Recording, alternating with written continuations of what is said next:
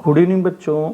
आज हम लोग क्वेश्चन नंबर 14 करेंगे। एनसीईआरटी का एडिशन एक्सरसाइज आज से स्टार्ट हो रही है, जिसमें क्वेश्चन कहता है कि अर्थ सरफेस है और अर्थ सरफेस में नेगेटिव चार्ज है, यानी कि सरफेस के जस्ट ऊपर ही हमारी अर्थ है और अर्थ के जस्ट ऊपर नेगेटिव चार्ज है, और वो नेगेटिव चार्ज है आपका, मतलब नेगेटिव चार्ज सरफेस डेंसिटी दे रखा है और सरफेस डेंसिटी को सिग्मा से लिखते हैं और वो लिया है 10⁻⁹ सेंटीमीटर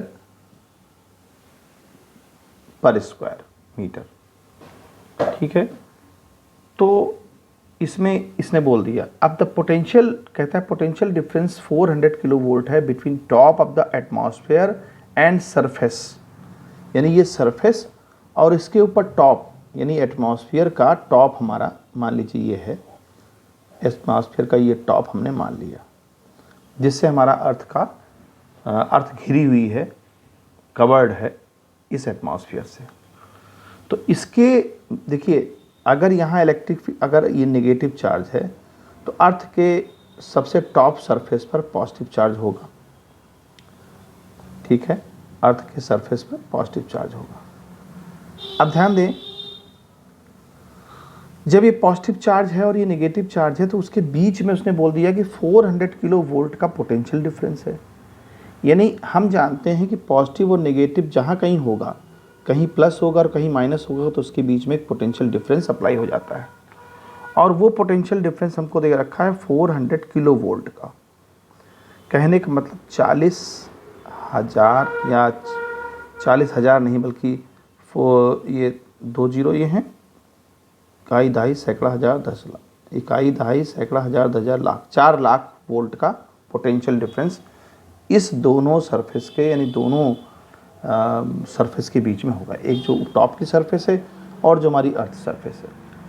फिर कहता है इसकी वजह से रिजल्ट क्या आता है कि 1800 एम्पियर, यानी कि जो करंट है 1800 एम्पियर की करंट रिलीज होती है, यानी वो करंट नीचे रिलीज होती है। फिर ओवर द एंटायर ग्लोब, है ना, यानी पूरे ग्लोब में 1800 एम्पियर की करंट जो है रन कर रही है ग्लोब की तरफ, हमारे अर्थ सरफेस की तरफ। तो क्वेश्चन में कहता है there is no mechanism of sustaining atmospheric electric field, how much time would be required to neutralise the earth surface, यानी अर्थ सरफेस को न्यूट्रलाइज करने के लिए कितना टाइम लगेगा। तो देखिए, हम ये जान रहे हैं कि हमारे अर्थ के ऊपर, यानी सरफेस पर माइनस नेगेटिव चार्ज है और यहाँ पर पॉजिटिव चार्ज होगा। अब ये चार्ज कैसे क्रिएट होते हैं?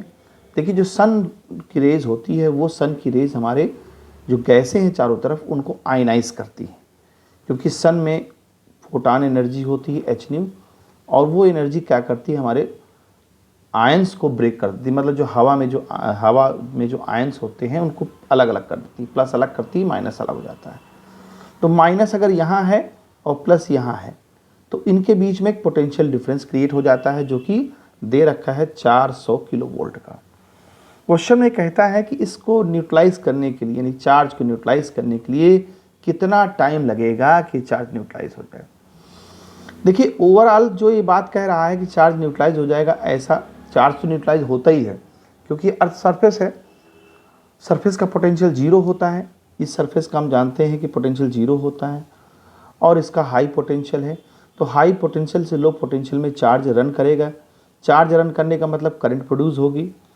तो उसी करंट को कहता है कि कितना टाइम लगेगा कि अगर ये इलेक्ट्रिक फील्ड हमारी जो है, कहता है ना, if there is no mechanism of sustaining atmospheric electric field, how much time would be required to neutralise the earth surface, है ना। तो इस चार्ज को न्यूट्रलाइज करने में कितना समय लगेगा। देखें, हमारे पास डाटा दिया गया है, वोल्टेज दिया है, करंट दिया है, और इसकी रेडियस होगी तो इसका एटमॉस्फेयर का, इस अर्थ का स्फेयर का हमारे पास एरिया भी हम निकाल सकते हैं। एरिया होता है 4πr², किसी भी स्फेयर का एरिया 4πr² होता है। तो यहाँ पर हम वैल्यू पुट करेंगे और निकालेंगे। तो हमें टाइम चाहिए। देखिए, फार्मूला क्या होता है, Q = I × T। अब यहाँ पर I गिवन है, चार्ज निकाल सकते हैं हम, टाइम हमको निकालना है Q/I। अब देखिए डेंसिटी का फार्मूला आपने पढ़ाया कि डेंसिटी होता है Q/A सरफेस एरिया। तो चार्ज क्या हो जाएगा, डेंसिटी इंटू एरिया। तो यहाँ लिख सकते हैं density into area upon I। अब देखिए डेंसिटी हमको दे रखी है 10⁻⁹ और एरिया दे रखा है 4πr² डिवाइडेड बाई करंट 1800 है एम्पियर। तो यहाँ पर जो क्या नाम से रेडियस है, वो रेडियस हमको दे रखी अर्थ की 6.37। तो इसको सॉल्व करेंगे, -9 4 पाई की वैल्यू 3.14 और रेडियस दिया है 6.37 इंटू 10⁻6 मीटर और इसका स्क्वायर कर देंगे, डिवाइड कर देंगे 1800 से। तो जब इसको सॉल्व करेंगे तो अप्रॉक्स जो समय आएगा वो समय जो है हमारा करीब 283 सेकेंड आ जाएगा, 283 पॉइंट समथिंग आएगा। उसको हम राउंड ऑफ करके 283 सेकेंड लिख सकते हैं। तो जबकि ये ऐसा नहीं होगा, देखिए अर्थ हमारा बहुत बड़ा है, ठीक है, और चार्ज हमारा ये न्यूट्रलाइज नहीं होगा क्योंकि चार्ज बनता रहता है। बादलों की रगड़ से जो है आयंस क्रिएट होते हैं, चार्ज बनता रहता है, तो वो चार्ज आता रहेगा, कभी ये न्यूट्रलाइज नहीं होगा। लेकिन प्रैक्टिकली ये पॉसिबल नहीं है कि न्यूट्रलाइज हो जाए, क्योंकि बादल रगड़ते हैं, बिजली चमकती है, तो बिजली की चमक से जो है आयंस क्रिएट होते हैं, वो जो लाइट बनती है उससे आयंस क्रिएट होते हैं।